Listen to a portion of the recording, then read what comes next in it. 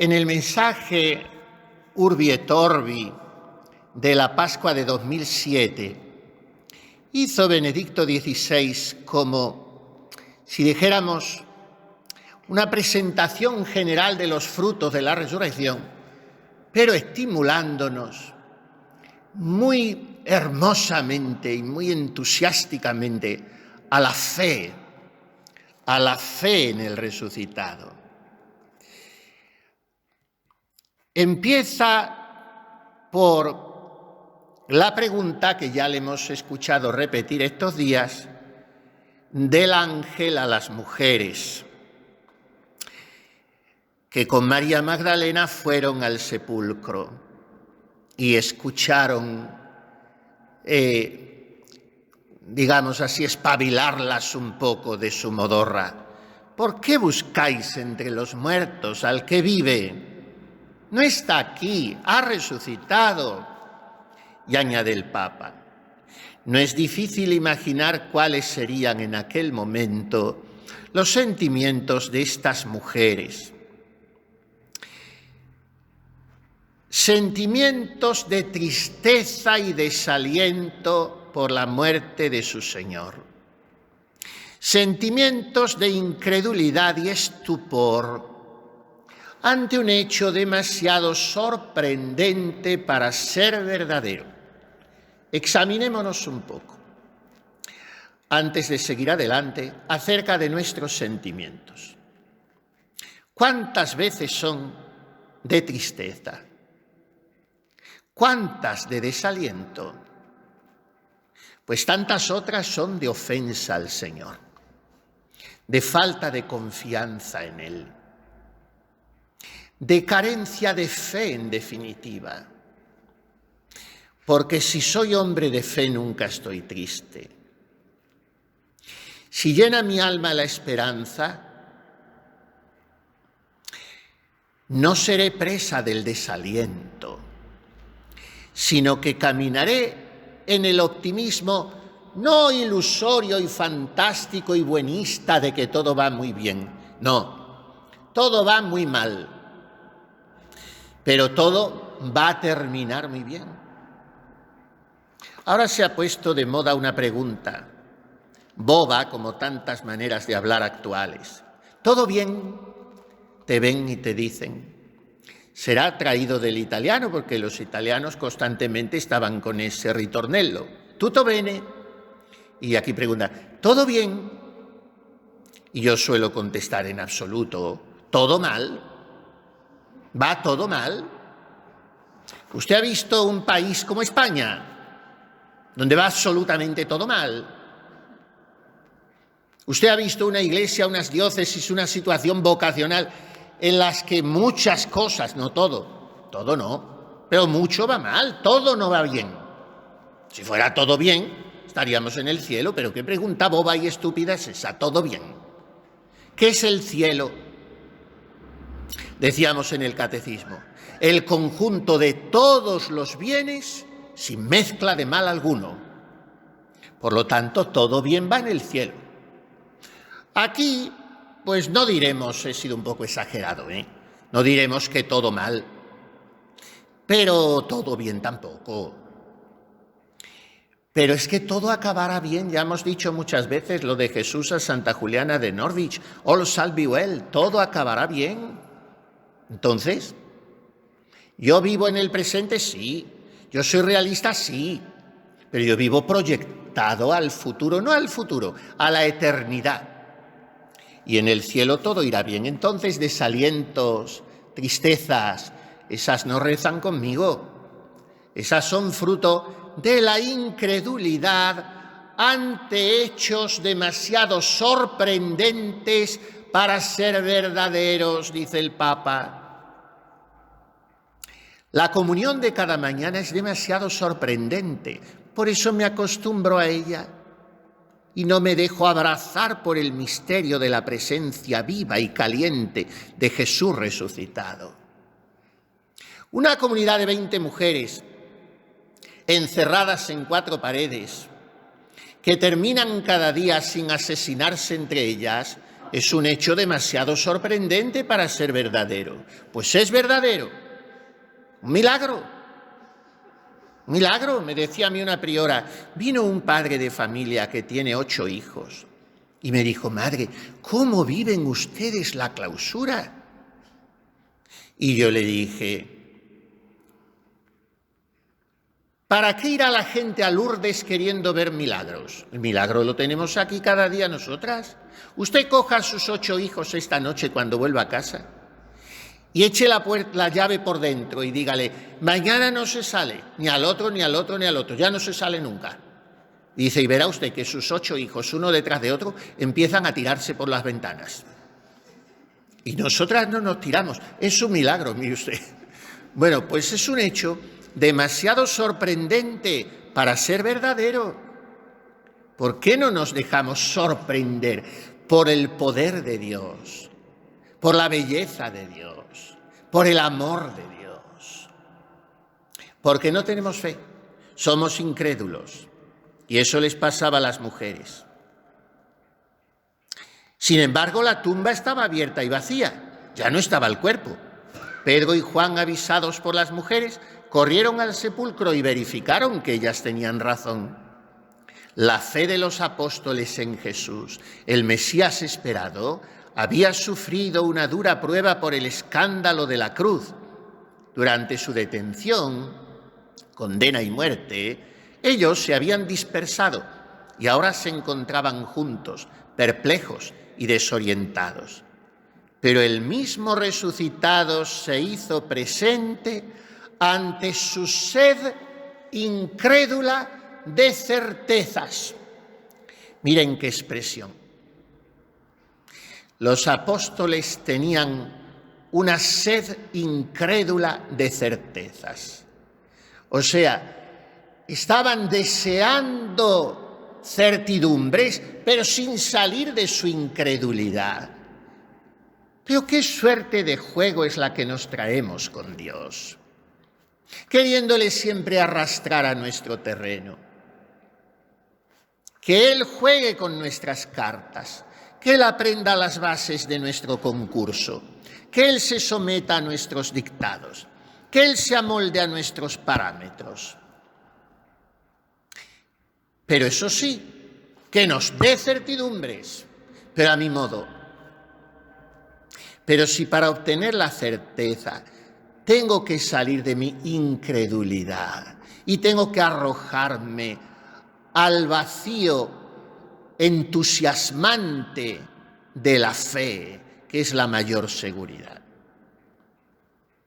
Entonces, aquel encuentro con los discípulos perplejos y desorientados, sedientos de certezas pero incrédulos, aquel encuentro de Jesús no fue un sueño, no fue, dice el Papa, ilusión o imaginación subjetiva aquel encuentro, imaginación subjetiva. He leído hace un rato en un libro de pensamientos del venerable Palafox, muy nuestro amigo, porque ya le oímos comentar las cartas de la Santa Madre, que de vez en cuando estaba haciendo algo, rezando, en fin, y decía: anda, loca, quítate y déjame tranquilo, loca, porque le hablaba a la imaginación y le decía así: quítate con tus locuras y no me distraigas, que yo estoy a lo mío, déjame tranquilo, loca. Bueno, pues no fue una ilusión de la loca de la casa, aunque esta no es expresión teresiana, como se repite, nunca la usa la Santa Madre. De la imaginación, la loca de la casa no es cosa de la Santa Madre. Le dice una vez: loco y moledor al entendimiento. Pero en fin, la imaginación es una loca también. Y puede ser muy provechosa si la empleamos bien. Pues lo de los apóstoles no fue un sueño, ni ilusión o imaginación subjetiva, sino que aquel encuentro fue una experiencia verdadera, aunque inesperada, y justo por esto particularmente conmovedora. Entró Jesús, se puso en medio y les dijo: paz a vosotros.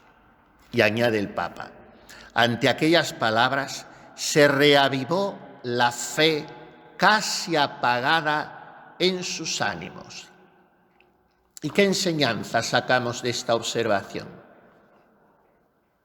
Que cuando no tenemos paz es porque hemos apagado la fe. La paz reanima en nosotros, reaviva la fe. Es la palabra del resucitado. Pax vobis, la paz. Ahora un alma turbada, un alma a la que no se puede poner en la verdad, no se la puede corregir, porque tuerce el mohín y está así 8 o 10 días o un mes o lo que quiera, está siempre metida en sus turbaciones interiores, dialogando con sus pesimismos, víctima de todo y de todos porque nadie tiene la razón más que ella.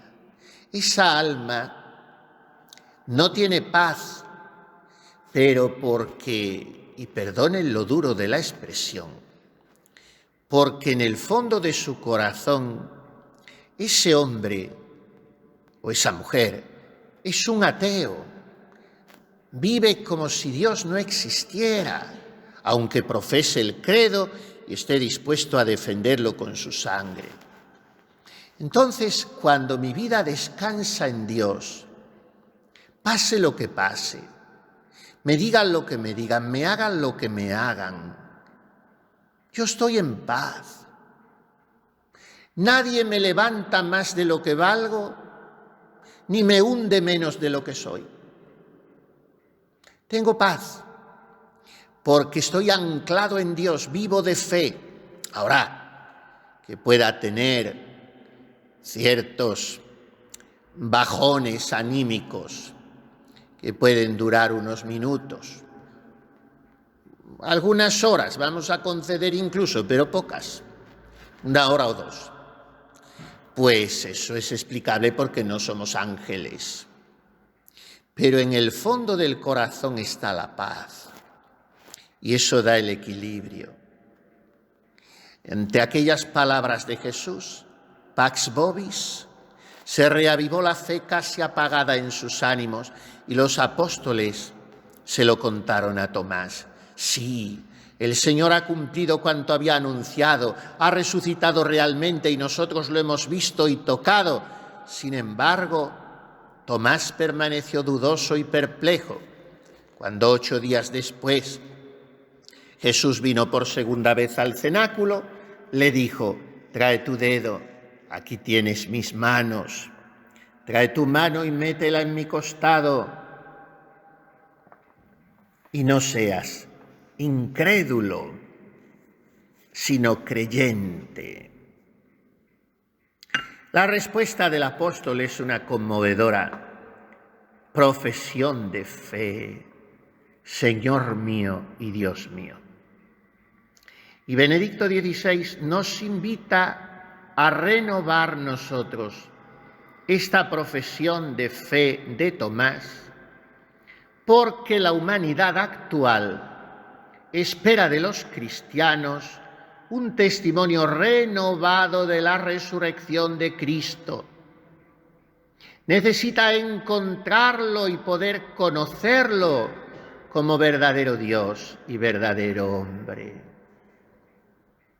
Yo creo que uno de los mejores testimonios de la resurrección de Cristo lo dan las carmelitas descalzas cuando llenan sus locutorios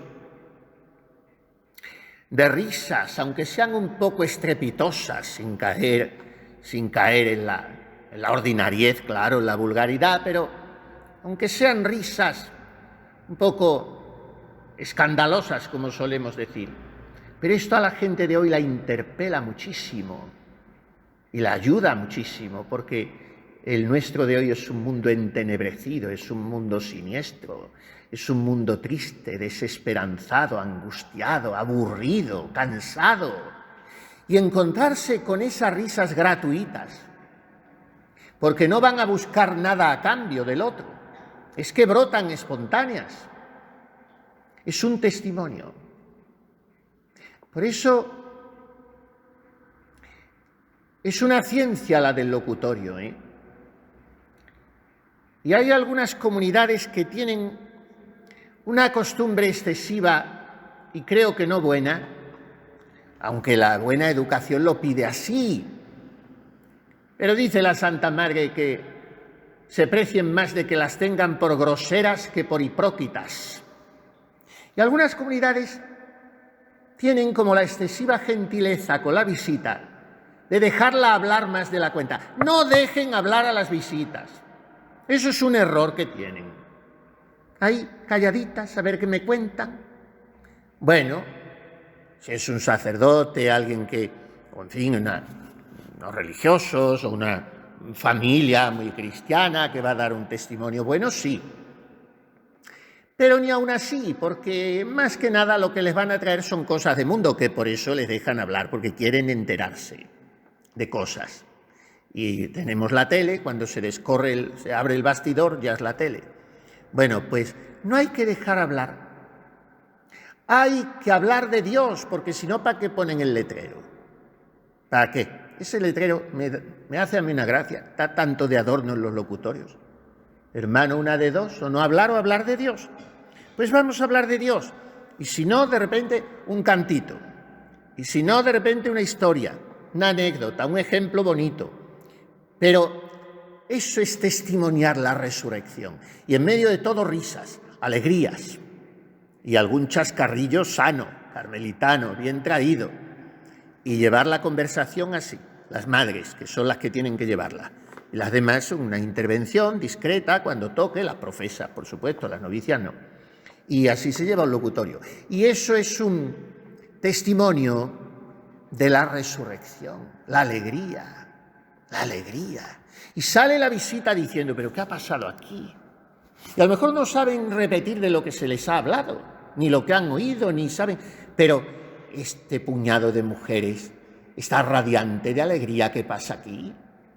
Pues pasa que su esposo está vivo para siempre y el tuyo se te va a morir o ya se ha muerto porque lo has matado a base de palizas.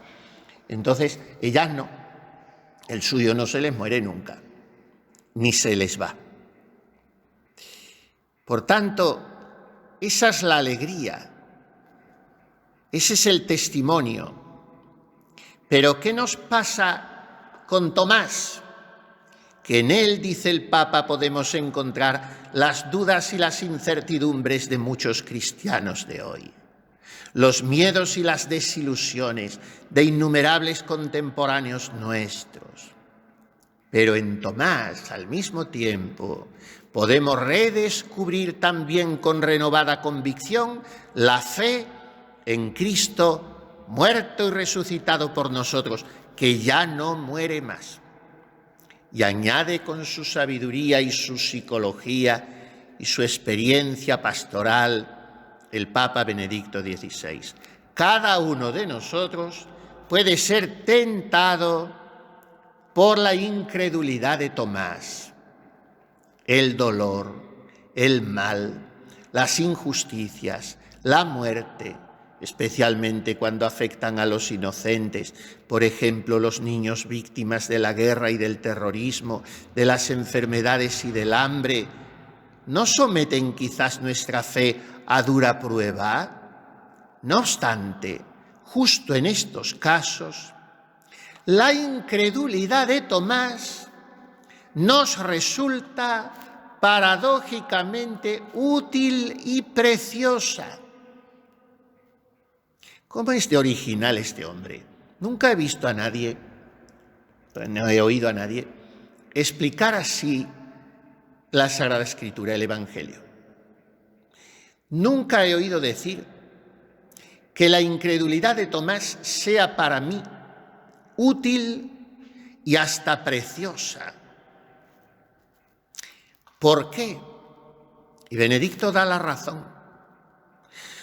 Porque nos ayuda a purificar toda concepción falsa de Dios y nos lleva a descubrir su rostro auténtico el rostro de un Dios que en Cristo ha cargado con las llagas de la humanidad herida.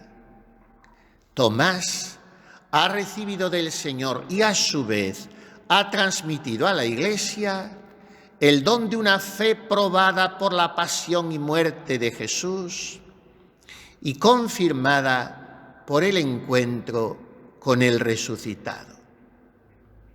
Miren lo que nos aporta ahora la observación del Papa, para que cada uno nos lo apliquemos a nosotros mismos. Y entra de lleno en un segundo tema precioso de este mensaje Urbi et Orbi de la Pascua del año 2007. Primero, se ha ocupado en el tema de la fe, en contraste con la incredulidad. Y ahora nos introduce en el tema de las llagas del resucitado.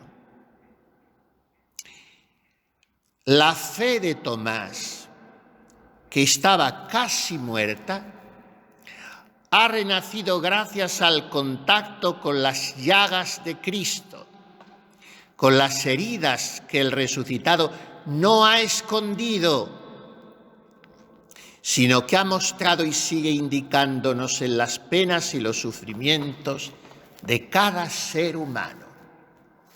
Quisiera fijarme en una palabra. Las heridas, Cristo no las esconde. Este es nuestro error. ¿Por qué nos empeñamos en ir por la vida blindados? El otro día me decía un joven, mire, mi padre me ha hecho pensar, porque me ha dicho la misma palabra que usted me ha repetido muchas veces. ¿Por qué te empeñas en mantener tu coraza para estar blindado y que no se pueda llegar a todo eso que tienes de vulnerable? Porque así es cuando te dejarías curar. Y mire usted, estoy empezando a entenderlo, pero son tantos años de atornillamiento de esa coraza que no me resulta fácil desprenderme de ella y se manifiesta en faltas de naturalidad, de espontaneidad, en estar a la defensiva, en prejuicios contra los demás y sobre todo contra mí mismo. Entonces, hay que enseñar las heridas. También me decía una priora, esta chica que ha entrado está encerrada. Y digo, mire, esto es hoy mal común de los jóvenes, porque si se abren, lo que tienen que mostrar y decir es tan desagradable para ellos mismos que no quieren escucharse verbalizándolo. Pero tenga paciencia, que se abrirá. Las mujeres entre ellas acaban abriéndose siempre. Y si no hablan, revientan. De manera que tenga paciencia. Y así fue, y poco tiempo después, muy poco tiempo después, me decía, mire usted, desde que ha empezado a abrirse es otra persona.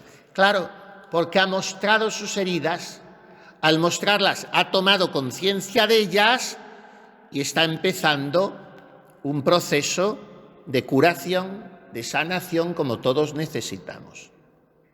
Ahora, el que no se abre, porque está a la defensiva, porque se ha refugiado siempre en el pretexto de que no sabe hablar de sí mismo, de que es muy tímido, de que tan malo es también el que se pasa la vida hablando de sus heridas y de sus problemas y queriendo que se le escuche. Pero en un proceso formativo, sí, esto es importante. Y Jesús nos enseña, porque Jesús, ¿cómo va por la vida? Mostrando sus heridas, no escondiéndolas. Es más, llamándonos la atención para que miremos esas heridas. soy yo, mirad mis manos y mis pies. No dice mirad mi rostro, sino mirad mi vulnerabilidad, mirad mi debilidad, mirad mi fragilidad. Todo esto es fruto de mi amor. Estas heridas las recibí en casa de los que me amaban. Mirad todo lo que tengo de accesible para vosotros. Aquellas llagas nos han curado, dice San Pedro en su carta.